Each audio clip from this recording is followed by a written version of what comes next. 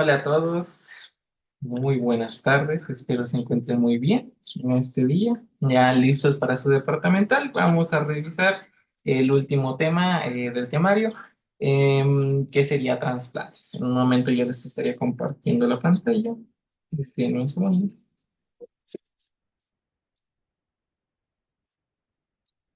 Mm, Creo que ahí ya se vería bien. Entonces, vamos a comenzar. Ok. Vamos a hablar de trasplantes. Para esto primero hay que definir ciertos conceptos, ¿no? Como lo es propiamente lo que se llama trasplante. Ahora, esto lo vamos a entender como un proceso voluntario o que está hecho a propósito.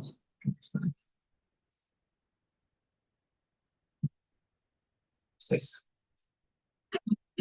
voluntario para tomar algún material biológico, lo voy a decir así en primera instancia, pero ¿qué entendemos por material biológico? Lo vamos a entender como células, como tejidos, órganos, y aquí lo vamos a anotar: células, tejidos, órganos. Ujú.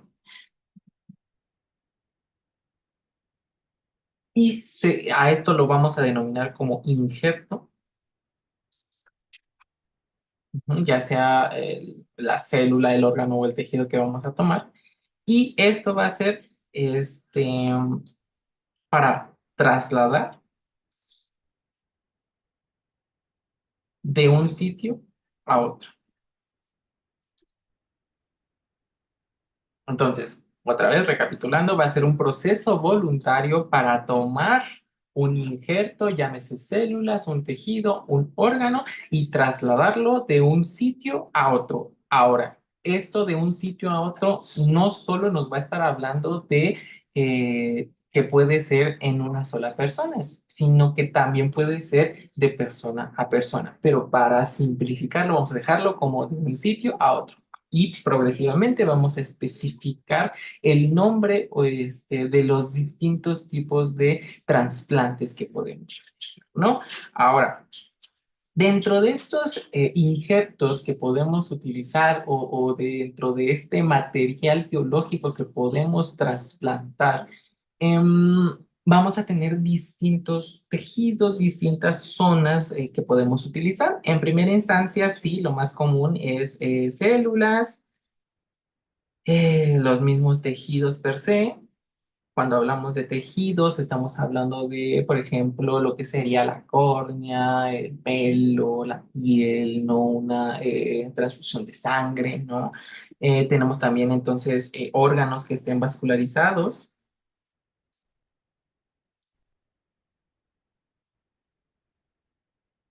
Y dentro de esto, no solo vamos a tener este tipo de material biológico, sino que también vamos a tener materiales inertes.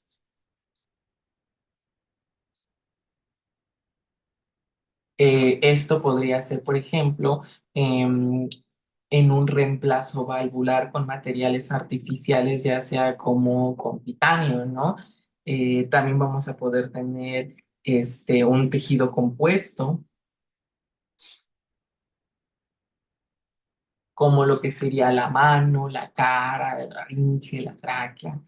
Y algo que no se esperan, o bueno, si ya leyeron, ya lo habrán visto, pero que cuando avancen en sus años de clínica van a escucharlo un poco más, es que se va a poder trasplantar la materia fecal.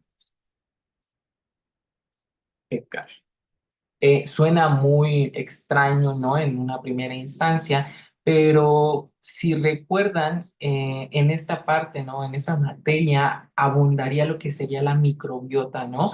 Entonces, ¿En qué momentos estaríamos necesitando este trasplante de materia fecal? Bueno, cuando algún individuo se esté exponiendo a a un uso muy prolongado de antibióticos, ¿no? Que esté arrasando con toda la microbiota y por lo tanto no solo esté atacando a los microorganismos malos potencialmente patógenos, y se lleve a todo, necesitamos proteger este tracto intestinal y la manera más rápida y más eficaz de realizarlo es trasplantándole esta materia fecal.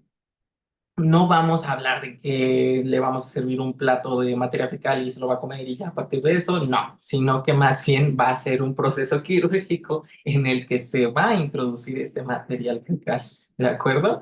Entonces, ya dejando esto en claro, vamos a ver que tenemos distintos tipos de trasplante. Aquí, ¿ok? Estos tipos de trasplante justamente es de lo que estábamos hablando en un inicio, ¿no?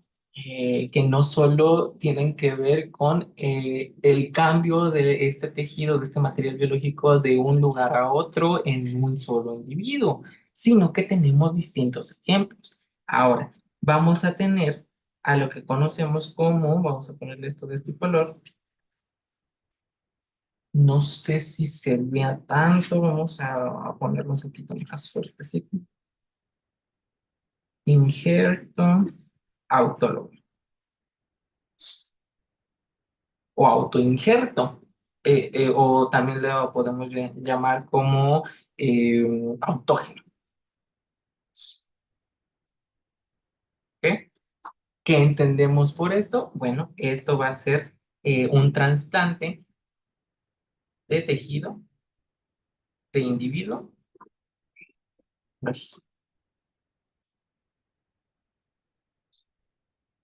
al mismo. ¿Ok? Entonces, simplemente, justo es del ejemplo que le estaba poniendo al principio, es que vamos a tomar un material biológico de un individuo y se lo vamos a poner a ese mismo individuo, pero en otra zona, ¿no? Que necesitemos, como por ejemplo, si queremos utilizar parte de la piel, ¿no? Si queremos utilizar algún cartílago, ¿no? Esto en cirugías, ¿no? Que se ve mucho en cirugía plástica para en cuestiones de la nariz, ¿no? Entonces, sería utilizar mismas partes de ese individuo para realizar esta cirugía, ¿ok? También tenemos otros ejemplos como el injerto, que ya nada más lo voy a resumir como una I, singénico. ¿Qué entendemos por singénico? Bueno, este va a ser para que se les haga la vida más sencilla entre gemelos. Hablando de los humanos, ¿ok? Porque si estamos hablando de cepas de ratones, bueno, ahí ya incluso podemos tener el trasplante entre los progenitores, ¿no? Pero ¿qué es lo que nosotros necesitamos entender aquí? Que un injerto singénico es entre dos individuos con una composición genética idéntica, ¿no? Entonces, el ejemplo que podemos poner en los humanos sería entre los gemelos, ¿de acuerdo? Y ya nada más aquí para que justo no se pierdan, composición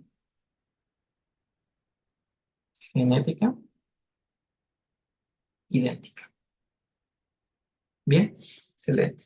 Ahora, el siguiente que tenemos va a ser el injerto xenógeno. ¿Cuál es el injerto xenógeno? Yo creo que por su mismo nombre se está viendo un poquito de cómo es, y este va a ser un trasplante de material biológico entre sujetos de diferentes especies. Ujú. ¿Qué es lo que tenemos aquí? Ustedes que han escuchado, ¿no? De este tipo de injertos entre diferentes especies, bueno, tenemos que tomar a alguna especie que sea genéticamente similar a nosotros para que no haya un rechazo, que ahorita vamos a hablar de ese mismo rechazo, y lo más común es que, por ejemplo, se utilicen estas partes del cerdo, ¿no? Que lo vemos en trasplantes de válvulas, ¿no? Y justamente esto porque ellos tendrían esta composición genética y específicamente hablando de los antígenos de histocompatibilidad, sería lo que nos interesaría para que sea correcto y se lleve de forma adecuada este injerto, este trasplante, ¿no? Entonces ya tenemos este tipo, este otro ejemplo. Y por último tenemos a los injertos halógenos, que son los que más nos interesan en este momento. ¿Qué vamos a entender? Pues los halógenos, o también lo podemos denominar como halogénico, ¿sí? Va a ser básicamente entre dos sujetos que van a ser de misma especie, pero ahora no sería como los gemelos con una composición genética idéntica, sino que ahorita estaríamos hablando de composición genética diferente.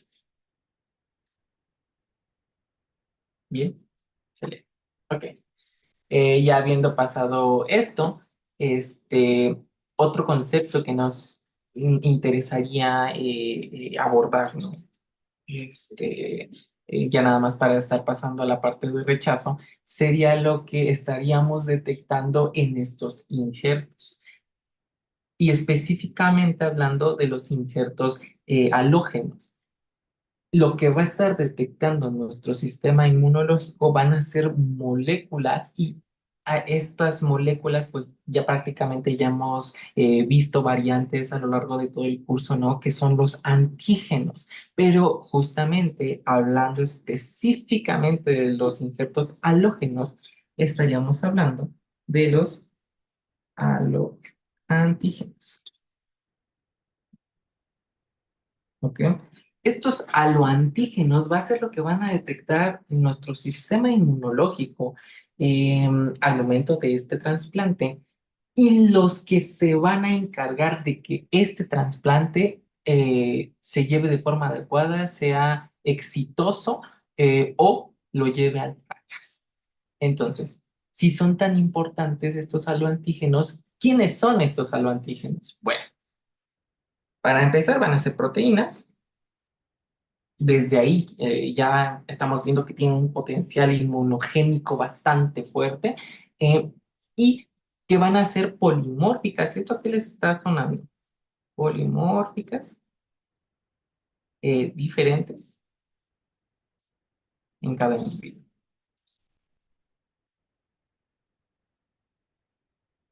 ¿Qué proteína polimórfica recuerdan? Y que justamente tiene relación con esta parte de los trasplantes.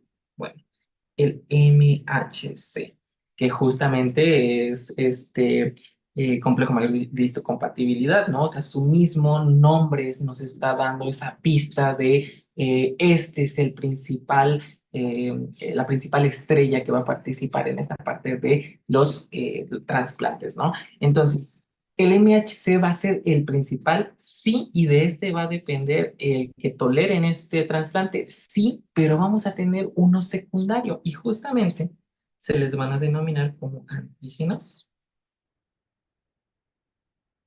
de histocompatibilidad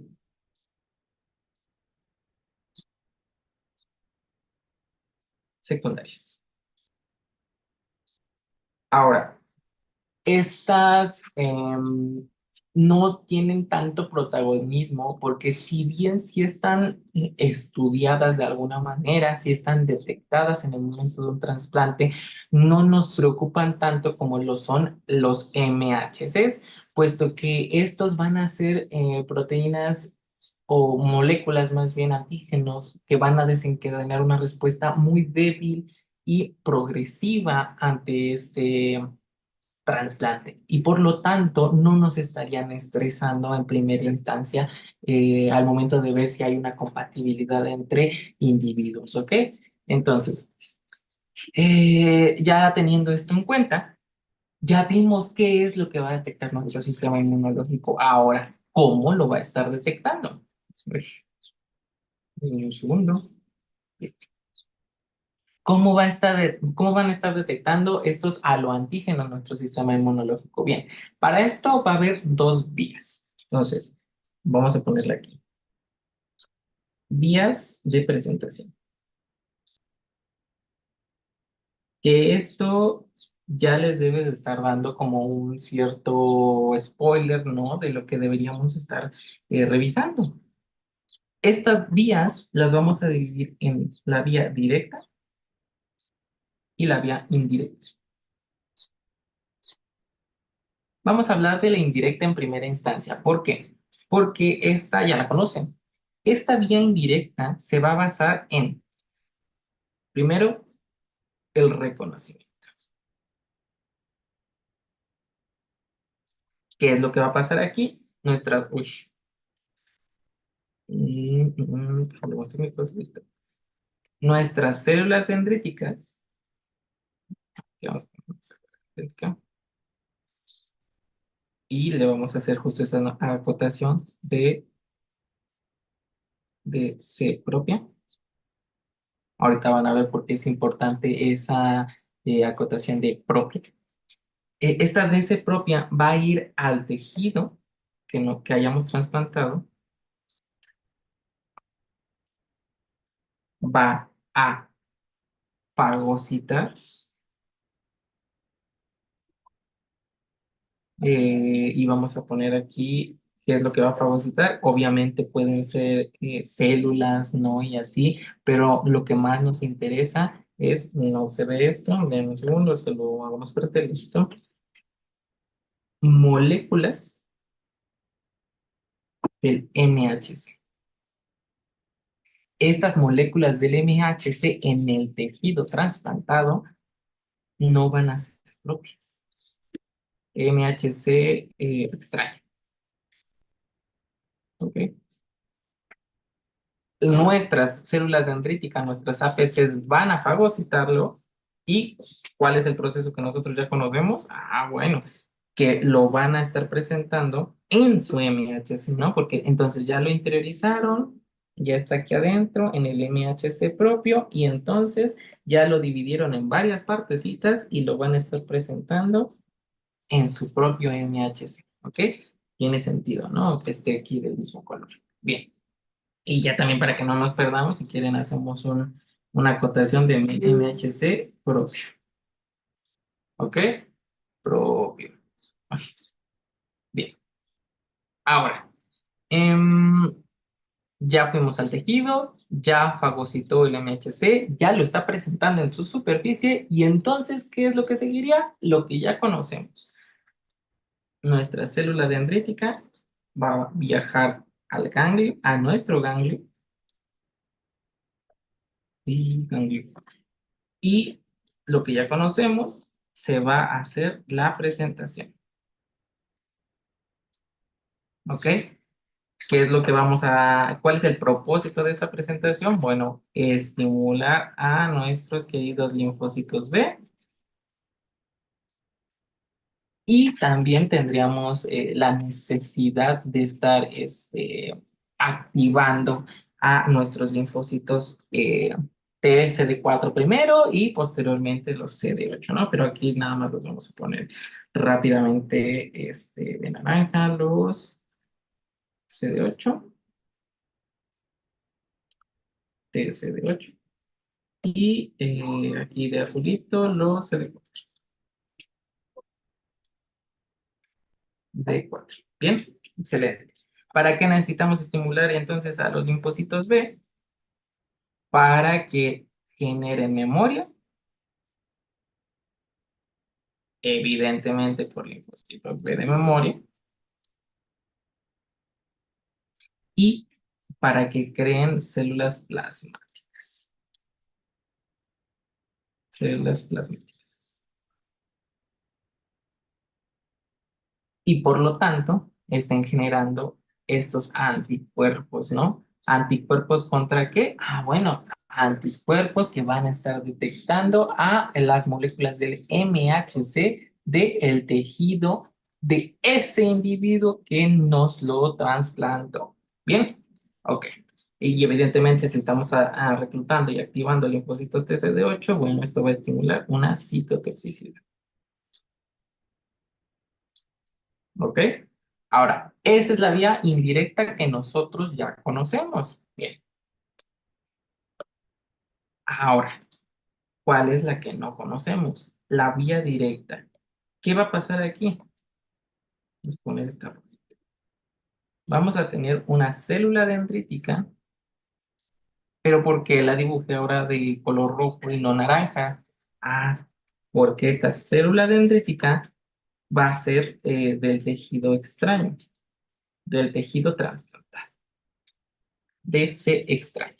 Ahora, esta BC extraña va a tener en su superficie el MHC que ya vimos con anterioridad, un MHC extraño. Y es más, eh, ustedes recordarán que normalmente las células en general estarían presentando en su superficie justamente un MHC, ¿no? ¿Qué es lo que tienen estos MHCs presentando como tal? Ah, bueno, si ustedes recuerdan, van a estar presentando moléculas o, propias de esa célula. Vamos a ponerlo aquí. Entonces en color rojo, porque son propias de esa célula. En, en su individuo de esta célula, recordemos que les va a servir justo para identificarse como que son de nosotros, bueno, de ese individuo, pues, y que su sistema inmunológico no lo esté atacando. Está cumpliendo su función normal. Pero ¿qué es lo que va a pasar en el momento del trasplante? Ah, bueno, nuestros linfocitos TCD8, aquí vamos a dibujarlos, TCD8 propio, los van a estar detectando. Y estas células del tejido de otra persona van a presentarle antígenos a nuestros linfocitos T y los van a activar. Entonces aquí vamos a poner activación. Entonces, esta parte fue como un proceso más rápido, ¿no? Porque fue directamente en el tejido con nuestros linfocitos TCD8. Entonces, ¿qué es lo que está pasando? O sea, ¿por qué MHCs que no son de nosotros están activando a nuestros linfocitos TCD8? Ah, porque al momento de la selección, si recuerdan en la maduración de los linfocitos TCD8, al momento de la selección, estos tienen que ser regulados para que no detecten moléculas en nuestro cuerpo, que no salgan autorreactivos, ¿no? Pero nuestro cuerpo no va a impedir su salida si ellos detectan moléculas del cuerpo de alguien más. Entonces, lo que nos interesa es nada más que nuestras células no nos ataquen a nosotros. Pero si ellos tienen la capacidad de atacar a alguien más, eso no nos interesa y no se van a eliminar. Entonces, estos linfocitos TCD8 van a tener la capacidad en su TCR de reconocer a este MHC porque se codificó para que detectara múltiples patrones de estos MHCs. Entonces, ya teniendo como ese antecedente en cuenta, esta es la explicación por la que se activarían y harían una citotoxicidad directa en ese lugar. ¿Bien? Ok, excelente. ¿Qué más? Bien, ya teniendo en cuenta todo esto, vamos a pasar a la parte siguiente que nos interesa, que es justamente lo que seguiría de este reconocimiento o de esta presentación. Dejemos a un lado las presentaciones. Por el lado que sea, ya sea directo o indirecto, veamos qué mecanismos hay para que exista un rechazo hacia ese tejido que nos trasplantaron. Bien, y vamos a ponerle aquí rechazo. ¿Qué tipos de rechazo hay? Vamos a tener un hiperagudo, un agudo y un crónico. ¿Ok? Por sus nombres, yo creo que ya les debe de estar sonando cuál sería parte de sus diferencias de estos. Y es que aparte de quienes intervienen, las diferencias entre estos tres son la temporalidad en que se van a llevar a cabo. Siendo entonces, se lo pone de moradito, en el hiperagudo, un rechazo de minutos, o bueno, en los primeros minutos a las primeras horas. ¿Ok? En el agudo ya vamos a estar en otra temporalidad. Normalmente antes era a partir de la, no, a partir de la primera semana hasta los 3 meses. Ujú. Ahora, les digo que antes porque con las terapias de inmunosupresión hacia nuestro sistema inmunológico, estaríamos evitando este rechazo este rechazo agudo, puesto que estaríamos suprimiendo nuestro sistema inmunológico y por lo tanto retrasaríamos este rechazo de tipo agudo al grado de que llegue a ser hasta años. Y se presentaría justo cuando esta inmunosupresión ya no exista, ¿no? Entonces, y la literatura lo marcaría como a partir de la semana hasta los primeros 3 meses, pero repito, por la inmunosupresión lo podemos aplazar. Bien, ahora, en la parte crónica nos estaríamos viendo más allá de los 3 meses y hasta años. ¿Ok? Ahora, ¿cuáles van a ser las otras diferencias en estos tipos de rechazos? Bien.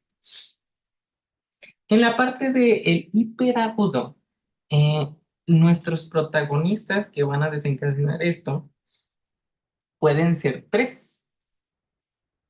El más importante son los anticuerpos. ¿Ok? Sin embargo, también vamos a tener la participación de la inmunidad innata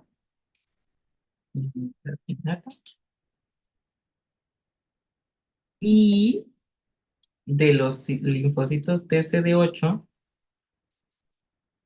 que tengan esta presentación directa, que ya vimos en la anterior, ¿no? Entonces, primero, los menos importantes, que son la inmunidad innata, vamos a ver que van a participar, pues como siempre lo hacen, ¿no? En primera instancia, pero van a responder a qué. Bueno, para que un órgano se trasplante, y ojo, estoy hablando específicamente de un órgano, para que un órgano se trasplante necesitan, la mayoría de veces, que exista una isquemia. ¿Qué entendemos como isquemia? Pues como una falta de irrigación. De irrigación. ¿Para qué necesitamos esta isquemia? Ah, bueno, dentro de los múltiples factores que ustedes pueden leer en la literatura, el más importante pues es justamente para que no se sangre, ¿no? La persona al momento de estar haciendo todo este intercambio de vasos sanguíneos, ¿no? Vamos a tomarlo como eso. Entonces vamos a limitar esta irrigación. Y al momento en el que nosotros realizamos esta isquemia, por el mecanismo que ustedes quieran, y ojo, les estoy diciendo mecanismo porque esto lo van a poder ver en trauma, no en cirugía general, pero eso ya en sus demás años de clínica. Por el mecanismo que suceda, van a presentar una lesión en el tejido. Esta lesión va a llevar a la producción de alarminas, ¿no?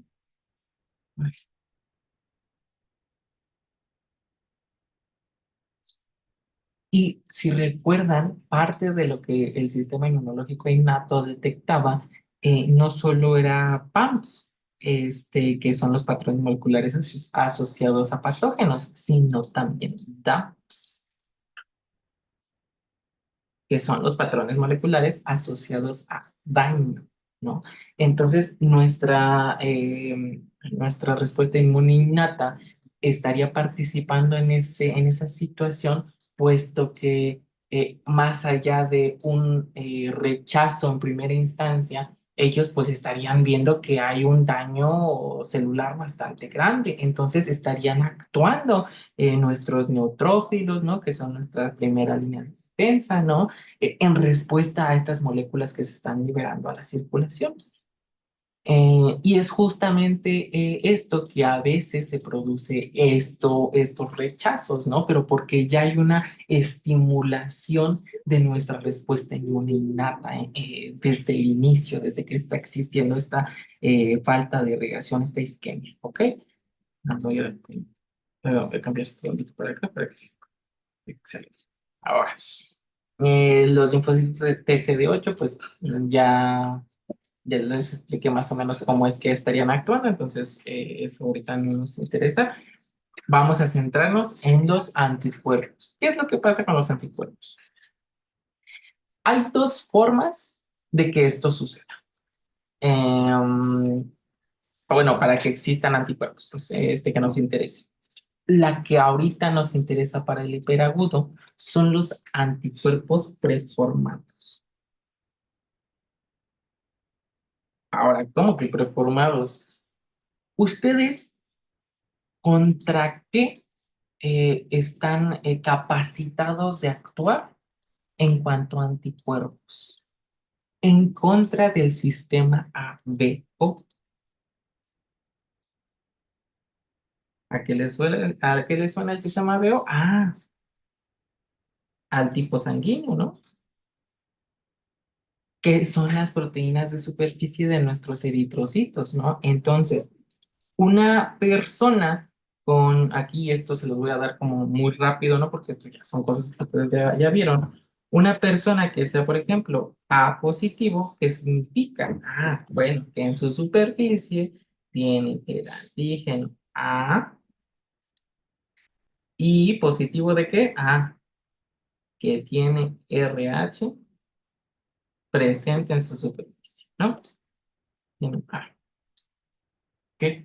Ahora, bueno, el cuerpo de esta persona A positivo no va a estar equipado con anticuerpos que estén detectando eso, ¿no? Porque pues estarían entonces haciendo, estarían atacando a nuestros eritrocitos cuando no debería de ser así. Entonces necesitan producir anticuerpos en contra de lo que no tenemos. ¿A qué me refiero con lo que no tenemos? Ah, estarían produciendo anticuerpos anti, ay, no escribo, anti, ¿sí? ¿No? Porque en la superficie de esos eritrocitos no está el B, entonces si en algún momento entrara el tipo de sangre B, nuestro cuerpo ya estaría preformado o predispuesto a actuar en contra de ese tipo de sangre, ¿no? ¿Qué más? Ahora, esto sucedería en todos, ¿no? Entonces, si tenemos un tipo de sangre B positivo, tendríamos en la circulación ya preformados anticuerpos anti-A. Si tuviésemos O positivo, tendríamos preformados anti-B y anti-A, porque en nuestros eritrocitos no existen esos antígenos, ¿no? Entonces, nada más tomen en cuenta eso, ¿bien? Ahora, eh, este tipo de reacciones ya no se presenta tanto porque, pues, si ustedes recuerdan, o si es que les han llegado a hospitalizar, pues les preguntan el tipo sanguíneo, precisamente para que por si en algún momento sucediese una necesidad de transfusión, se le transfundiera el tipo correcto y no sucedieran estas reacciones, ¿no? Ahora, ¿qué pasa si les digo que no solo los eritrocitos tienen en su superficie estos antígenos ABO? ¿Qué? Ah, bueno. Las células endoteliales, pues aquí están células endoteliales, también presentan en sus superficies antígenos del grupo ABO. Entonces, eso ustedes, ¿a qué les estaría sonando que puede pasar si eso es lo que normalmente se presenta? Bueno, si ya quitamos de la ecuación el hecho de que nuestro sistema inmunológico rechace una transfusión de un tipo de sangre que no es la de nosotros o a la que no estamos dispuestos a aceptar, ya quitamos esa parte. ¿Creen que ya no existe un rechazo hiperagudo? Pues no es así, porque como también el sistema ABO, el grupo ABO, está en la parte endotelial, estaría en los vasos sanguíneos, un trasplante de un órgano vascularizado con un grupo ABO diferente también estaría provocando un rechazo hiperagudo, ¿no? Entonces, con esto vemos que cuando trasplantamos, aquí voy a ponerle una acotación, órgano vascularizado, no solo trasplantamos células del propio órgano, del órgano, para que no se les vaya, órgano, sino que también traspasamos vasos sanguíneos, por lo que células vasos sanguíneos, esos vasos sanguíneos, y células del sistema inmunológico, células leucocitos. ¿Ok? Y esto, ¿ok? Esto de la persona a quien donó ese órgano, ¿no? Eh, entonces, todo este cúmulo de componentes es lo que tenemos que tener en cuenta al momento de un trasplante. Bien, esto lo vamos a ver también con un poco de relevancia un poco más adelante, pero igual es importante que lo vayan entendiendo. Entonces, ya vimos que en la parte endotelial está este grupo ABO. Y entonces, ¿qué es lo que pasaría? Si ya tenemos nosotros, supongamos que a la persona, que el tejido que trasplantaron es de una persona, un extraño, vamos a poner extraño a positivo. Y nosotros, a que fue a quien nos lo pusieron,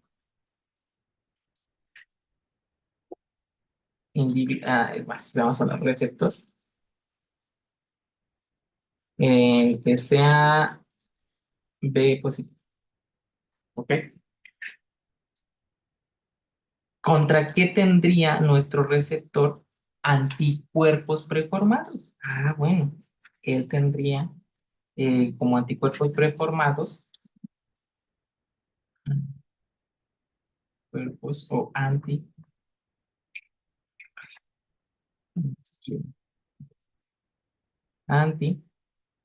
ah, ¿de acuerdo?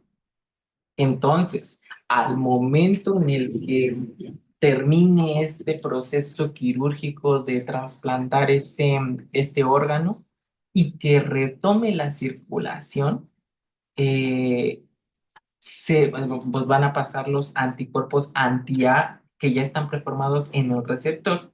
Y entonces, pues, ¿qué es lo que va a pasar? Pues lo que ya conocemos. Se van a estar pegando a esos antígenos, ¿bien? Ahora, ya tenemos este primer paso. ¿Qué es lo que va a pasar después? Las vías que ya hemos estudiado a lo largo del curso. Va a ser la activación del complemento, ¿ok? Esto va entonces a producir una lesión endotelial.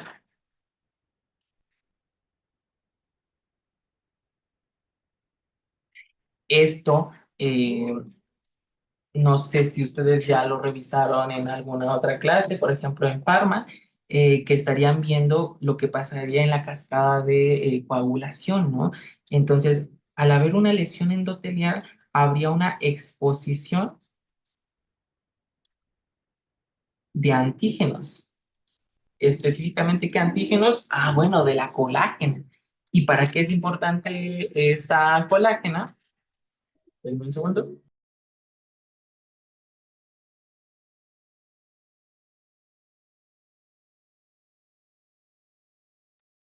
Listo. ¿Para qué es importante esta colágena?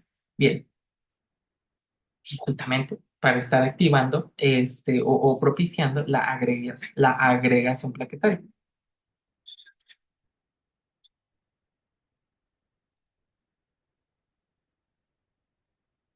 Nos darían la formación de coágulos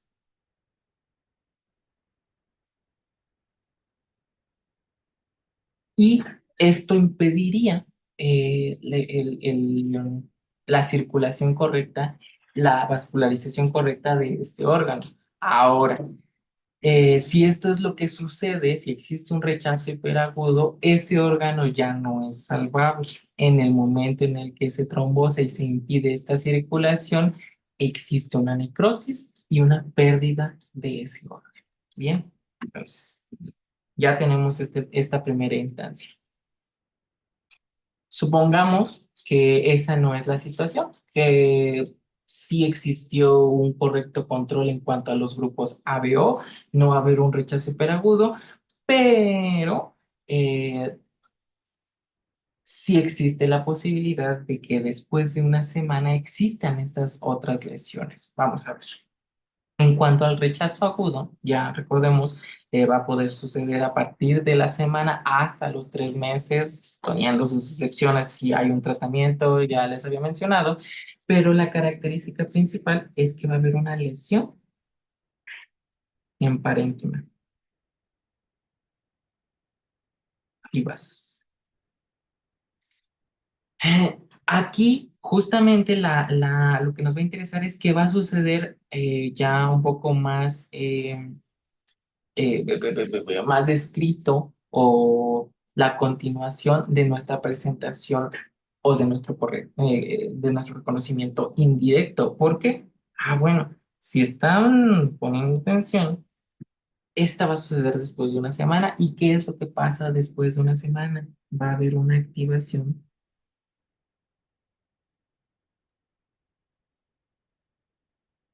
del sistema inmune adaptativo,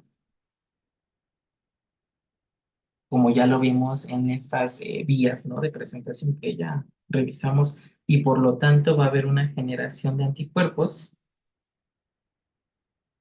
o algo humoral, va a haber una activación celular,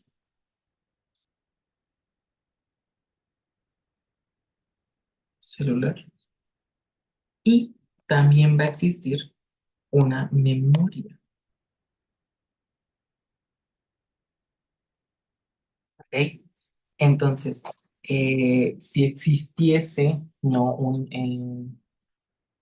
que este tejido permanezca ahí durante suficiente tiempo, aparte de que nuestro sistema inmune adaptativo va a actuar en contra de ya no se va a permitir el ingreso de otro tejido de esa misma persona, porque nuestro sistema inmunológico ya creó memoria en contra de esto, ¿no? Y por lo tanto, cuando se realice este otro trasplante de esa misma persona a la que ya se generó memoria, vamos a generar entonces una respuesta hiperaguda. ¿Por qué? Porque ya hay anticuerpos preformados en contra de los antígenos de superficie de pues, la persona en cuestión, ¿no? Bien, en esta parte lo que nos interesaría, pues sería justamente el mismo desenlace que en el anterior, en el hiperagudo. Se llevaría a una isquemia, igual por una destrucción de tejido, y, y por lo tanto a una necrosis del órgano.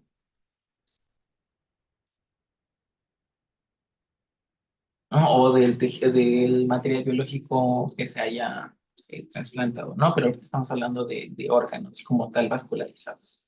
Entonces sería el mismo final para ambos casos. Ahora, en cuestiones del crónico, aparte de la cronología que vamos a estar tomando, que ya sería después de 3 meses hasta años, aquí lo que más nos interesa, la característica principal, es una remodelación del tejido.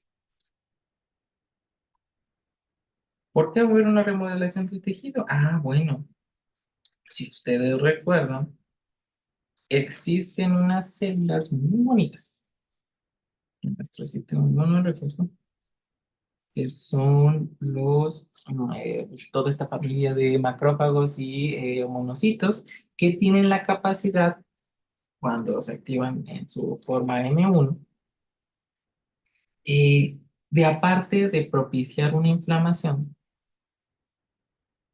por lo tanto, una liberación de TNF-alfa y de interferón gamma, tienen la capacidad de remodelación. Esto por las metaloproteasas, ¿no? Pero eso ya no es tema de hoy. Una remodelación y una angiogénesis,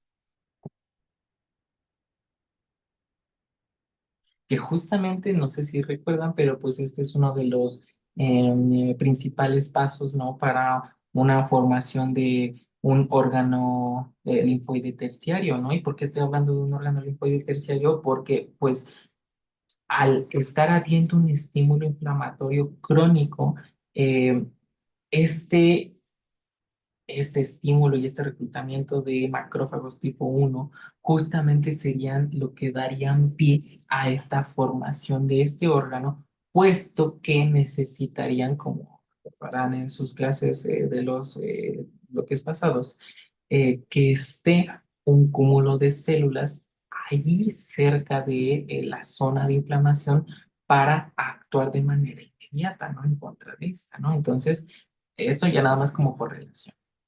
Em, ¿Qué es lo que pasaría aquí? Los vasos sanguíneos del órgano en cuestión, aquí vamos a poner la luz del vaso sanguíneo del órgano trasplantado.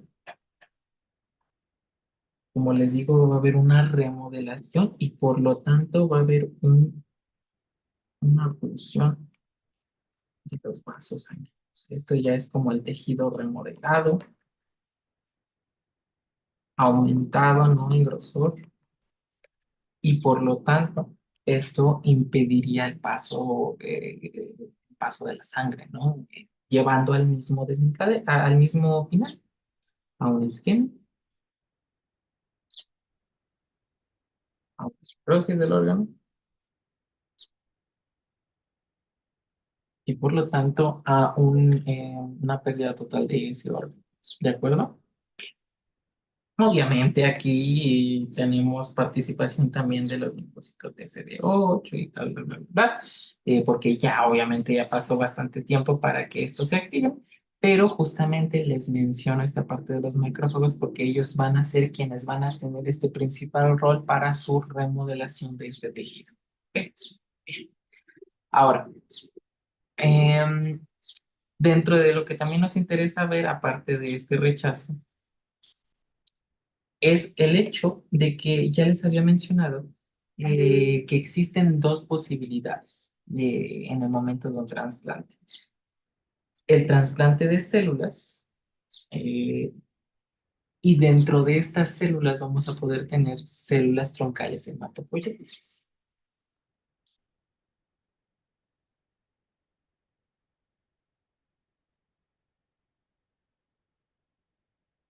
Mm,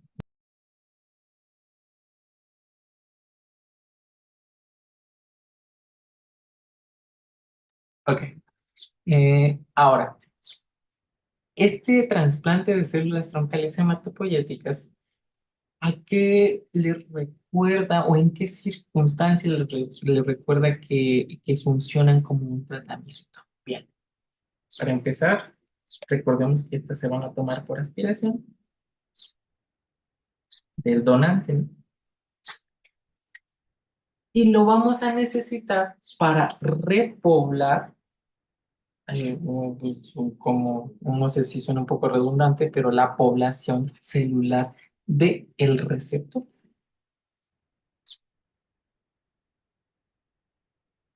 Repoblación celular. Ok, entonces, ¿en qué escenarios lo vamos a ver? Ah, bueno, en cáncer, posterior a una quimioterapia, ¿no? O a una a radiación, ¿no? Que son parte de los tratamientos de este, ¿no? Entonces, en estos se va a estar barriendo todas las poblaciones celulares y necesitamos repoblarlas. Para esto vamos a ocupar este trasplante de células troncales hematopoyéticas, pero no es el único caso, sino que también lo vamos a ver en inmunodeficiencias. ¿Vale? Deficiencias primarias. Si ustedes recuerdan, en las inmunodeficiencias primarias, depende de qué célula, de qué línea celular está afectada, justamente existe la probabilidad de que estas líneas celulares no se produzcan como tal, ¿no? O que tengan un defecto en su producción, pero ajá, no van a existir estas líneas celulares. Entonces, una solución muy factible para repoblar, o más allá de repoblar, de producir una líneas celulares efectivas es justamente este trasplante de células de células troncales hematopoyéticas. Ahora, también hay que tener mucho cuidado en este trasplante, porque si recuerdan en sus clases, justamente en esta parte de inmunodeficiencias, y si vieron las publicaciones de la eh, Inmunosemana, en donde hablan un poco de lo que es el síndrome del niño burbuja, em, si no existe un buen control de estas células troncales hematopoyéticas y al momento de que se realicen esta aspiración de médula ósea, se pueden llevar enfermedades, o bueno, más bien infecciones, ¿no? Que no estén detectadas en el donador y le va a afectar al receptor, porque pues no tiene un sistema inmunológico apto para una reacción en contra de esa infección, ¿no? Que justamente es lo que le pasó al primer caso de síndrome de niño burbuja, ¿no? Que le trasplantaron células troncales hematopoyéticas de su hermana, tenía una infección y se murió a los 12 años porque pues eh, tenía una infección, ¿no? Que no pudo combatir. Bien, ahora. em, Este trasplante, y hablando específicamente en cáncer, puede tener un efecto secundario bueno para nosotros, bueno, para la persona que sea el receptor, puesto que las células que se estén generando van a poder tener la capacidad de destrucción del cáncer eh, al que se esté enfrentando el receptor. Ahora, si bien esto no es como algo asegurado, sí existe esta posibilidad, puesto que estas células van a tener pues, un poco más de diversidad, y aparte de que van a estar más fortalecidas, este, no es como un tratamiento, sino más bien un efecto secundario positivo que va a ayudar al combatir este cáncer. Bien, ok. De esto también tenemos que tener algo en cuenta. La enfermedad, injerto contra huésped. ¿A qué nos referimos con eso? No solo nosotros podemos rechazar al injerto, sino que el injerto nos va a poder rechazar a nosotros. ¿Y cómo es lo que cómo es que va a pasar esta situación? Bueno, al momento de que el cuerpo del receptor no esté apto, no apto inmunológicamente, ¿sí? Y este reciba un trasplante de órganos, por ejemplo, uy, mm,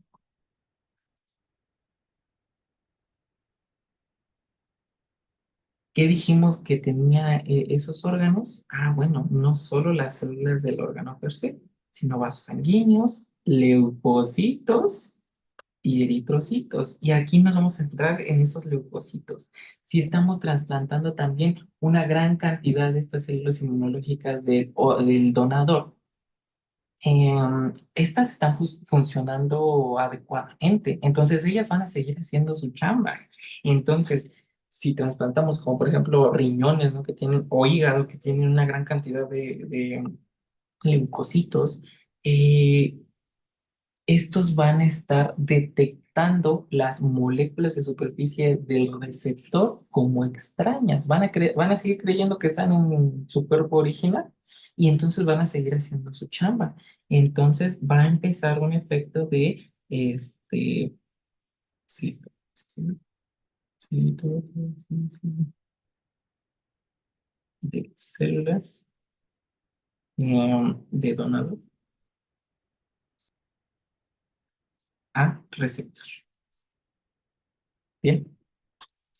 Em, Y esto también puede pasar justamente no solo en estas parte de trasplante de un órgano como tal, sino que también en un trasplante de células troncales hematopoyéticas, porque al final de cuentas se van a estar produciendo como si fuera el cuerpo del donador, ¿no? Entonces van a seguir teniendo esa capacidad de actuar en contra de lo que consideren extraño, y para ellos algo extraño va a ser el receptor, ¿no? Porque no va a ser el original en donde estaba. Ahora, esto lo vamos a poder dividir en dos fases también. En una fase aguda, en donde vamos a tener reacciones como una erupción cutánea, vamos a poder tener, por ejemplo, ictericia, ¿no? También dependiendo de si se está trasplantando, pues como tal, de qué órgano, ¿no? Vamos a tener diarrea y hemorragias. Y en una fase crónica, pues vamos a tener entonces ya como tal una fibrosis del tejido.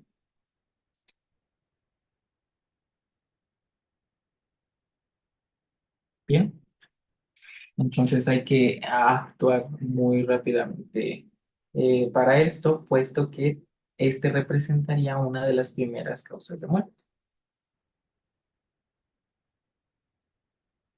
al momento de un trasplante. Bien.